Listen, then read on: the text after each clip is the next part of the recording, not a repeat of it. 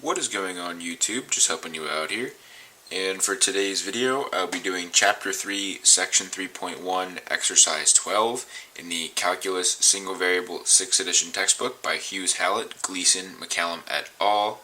Chapter 3 is all about shortcuts to differentiation. Section 3.1 is all about powers and polynomials. And in Exercise 12, we are looking for the derivative of the given function. And so what we're trying to find is dy dx, the derivative of y with respect to x. And in this case, dy dx is equal to the derivative of x to the 4/3 power with respect to x.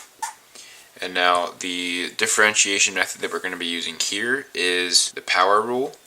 And the power rule states that the derivative of x to the n with respect to x is equal to n times x to the n minus 1. And so now if we look up here, this is x to the n. So in our situation, n is equal to 4/3. And if n is equal to 4/3, the derivative of x to the 4/3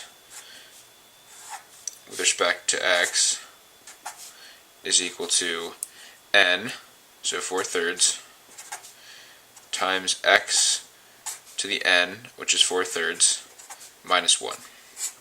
And so now we can simplify this exponent, and it's going to be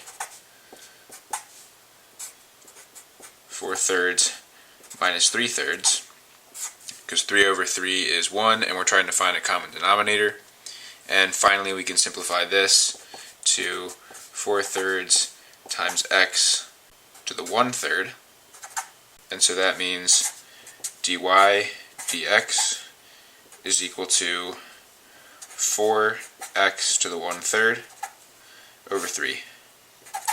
And that is your final answer for this problem. And so that's about it for this problem. If you found this video helpful, please drop a like, leave a comment if you have any questions or an idea for a future video, and lastly, please don't forget to subscribe and tell your friends about my channel so I can grow and help more of you guys out. I'm just helping you out. See you in the next video.